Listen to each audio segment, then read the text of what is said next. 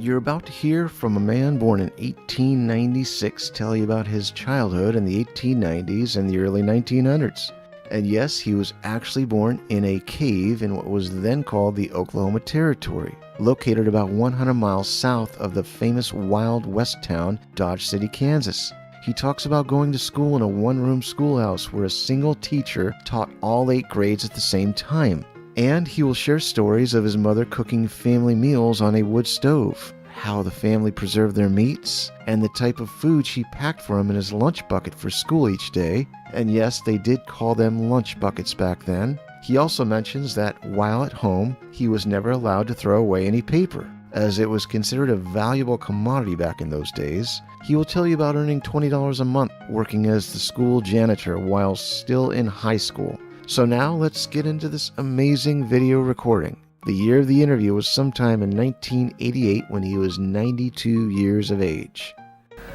I'm the oldest of 10 children. I'm born in August 28, 1896. I was born at Cherokee Strip, OT, Oklahoma Territory, 1896. Those early days, we lived in, really I was born in a cave. There wasn't nothing but a cave. In a cave? Right. The next home was a half dugout. To start with. In a half dugout. I would like to just talk to you kind of Sure, like things just you go should right put down ahead, so sir. we make it out. Could I ask you one question? All you want to. Was there, what was the closest settlement or town to where you were born? Closest settlement, Uh-huh. Augusta, Oklahoma. None up there now. But a year after I was born, or about that time, Carmen came into being. And I remember seeing the first Orient Railroad come through there. Oh my goodness. I went down and watched it. We lived a mile north.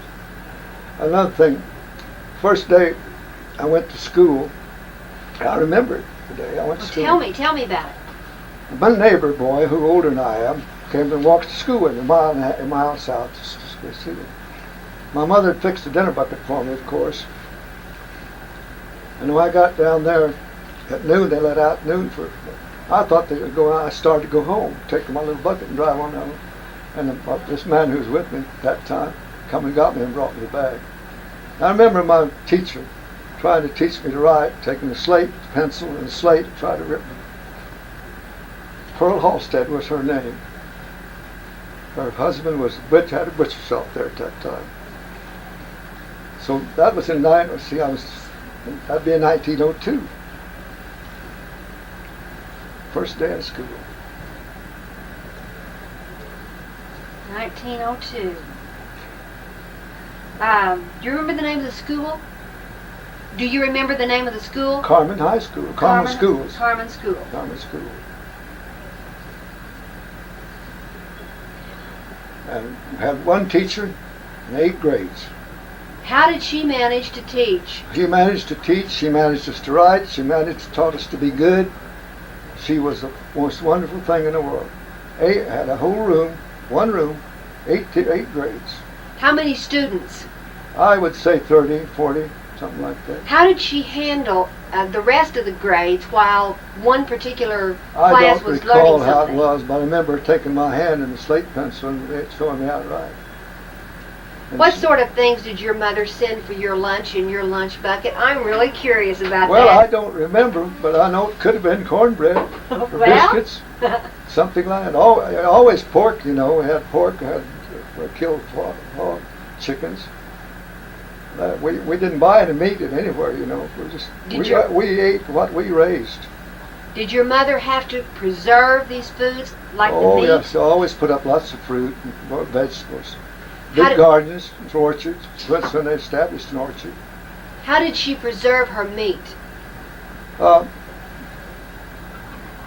Wintertime, we hung pork outside, but the salt, they put everything down salt pork in big jars. Uh-huh. That's how I kept the meat. Pork, salted in compact jars. Well, how about beef? Did you have to? No, we didn't. My dad never did. We only had milk cows. My dad never did. We never had beef till I got grown, really.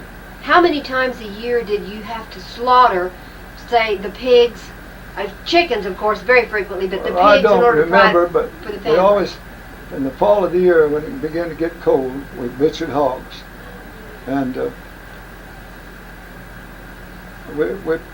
we put those away in salted, put away in salt. Yes. But in the wintertime, sometimes we did have some beef or something like we'd hang it up on a windmill. It'd stay there for cold weather, But as far as the food, we had food. We lived, but I don't know how. But we had gardens.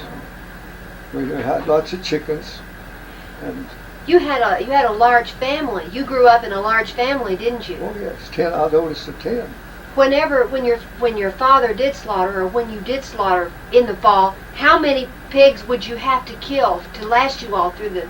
Well, A year. the neighbors would come in. They helped each other, and I don't know. They'd kill 2 or 3 hogs, and then each one of them would take one home, and however they worked it out. But the neighbors usually gathered to help do that. I see. Well, there was no other way, to get along those days. We helped each other. That's true. If you owed a man a day's work, you let him have it. You never let him. You always let him have it back. People were honest. We were taught not to swear. We were taught not to cheat. If we got a licking at school, we got one at home. We wasn't allowed to lie to anybody. We had to be nice to people. And I, we I had wish to- they taught more of that these days. You know. And we had to be so careful with our clothes. We had Sunday clothes. When we come back from Sunday school, we had to put them away till the next Sunday. And we'd have been barefooted in the summertime because our shoes was hard to get. We never threw any paper away, a nail or anything else. Everything was saved. How long was the school year? How long during the 9 year did you go to months. school? You went to school 9 months. Our folks really wanted their kids to get a good education. Most of them didn't have an education, They wanted their children to be educated. My father and mother, they'd get us kids ready and take us to school when it's bad weather. And if we got a licking at school, we got one at home. We wouldn't lie. And those days, quite often, we had the minister on Sunday for dinner. We always had to go out and run down chickens, have chicken for the preacher. Did your mother cook on a wood stove? Oh yes, yes. Oh, what was your favorite dish that your mother would cook on that wood stove? Oh no, I don't know. She was a good cook, but she always cooked a lot. She had a lot of everything for us. She cooked a lot. She always had cake, pie.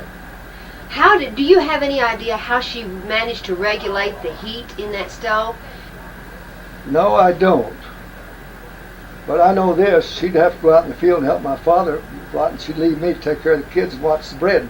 I'd watch the bread bake, take care of the bread baking for her. I had to keep the wood in the stove. Uh-huh. There's no coal, it was wood. Uh-huh. And I'd bake the bread and take care of the kids while she's out helping my father in the field. How long would it take to bake the bread? Seems to me like it was about an hour. I don't recall exactly.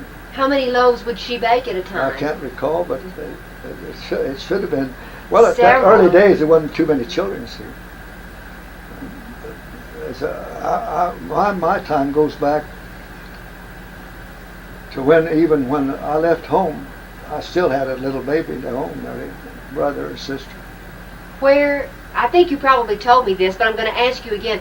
Where in that number of children, did you say 10 children? Yes, Where in that number of 10 children were you born?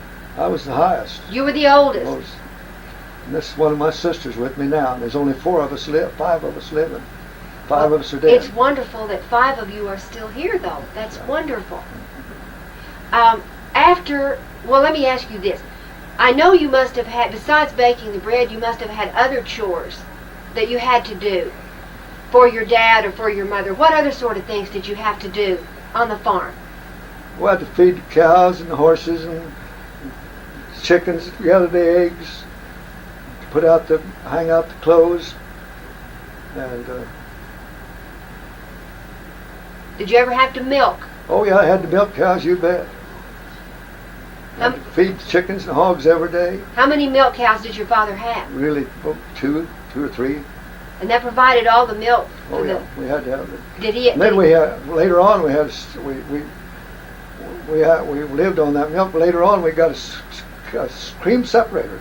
Oh. And then that was big time. Oh, yes. We run that cream separator. And then my mother would write out what she wanted from town. And she'd put a bucket or 2 bucket eggs in a buggy. And I hitch up old May, we call her, gentle horse. And I was just a little kid. And she'd give me those eggs. I'd drive that horse to town a mile. And I'd have them come out and get the eggs. And she had a due bill there. What they wanted to say that eggs. And went in and I got the groceries that she wanted on that due bill. And if there was money left, well, I got due bill back that much. But I did chores like that. Actually, I did all those things for me. Goodness sake. I assume that you graduated from high school. No. You didn't. I want to tell you something. That's been a handicap to me. I made 2 races for Congress in my life, but I had never had education. I knew it. But if I'd got elected, the first thing I'd done, I got to Washington, I'd get me a speech teacher. I made that there. But here's what happened. My folks had adversities the time I was growing, and my father went broke. But in the school days, see now, I'm getting off the track.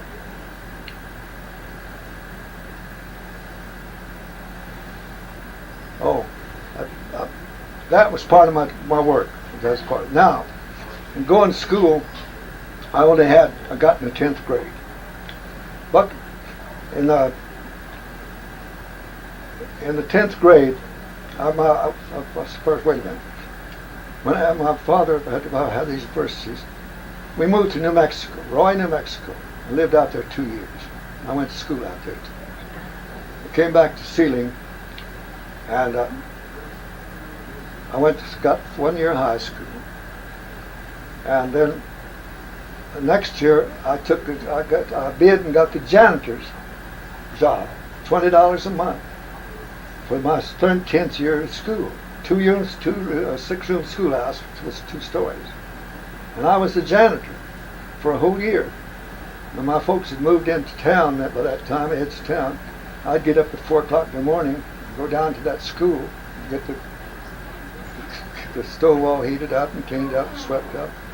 And then at 4 o'clock I'd run home. Well, first I'd get through at the school, I'd go home, get clothes, and then 9 o'clock I'd be back to school. 4 o'clock I'd go home, get dressed, come back, and do my cleaning up as much as I could the rest of the day. But I got by with school by getting that $20 a month. Then, 2 years after that, I worked in a drugstore for a doctor. Long hours. 6 o'clock in the morning till 7, 8, 9. And just this doctor and I had the business. He was pretty busy, and I was pretty busy. And so I got cheated out of an education, and I've always known it. What caused your father's adversities? Why? What happened? Got into some oil deals and some stuff like that. He was a good farmer. That's all he knew was farming. He best farmer you ever saw. Good lad. He could raise anything. But he got messed up in some oil lease thing. That ruined him. Now the rest of the family, we had a hard time getting along. I can imagine that was very difficult. Yeah, it was.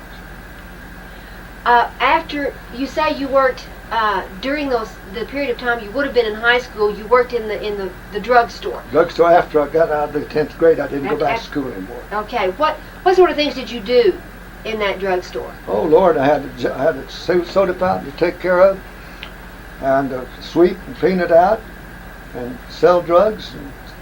And in the wintertime, in the summertime, cut ice to keep the ice cream soda fountain going. And I worked that by myself. How long did you work there? 2 years. 2 years. His sister's with me today, worked after I left school. She worked the same place. She just sort of took But over a where different you man, left off. different owner.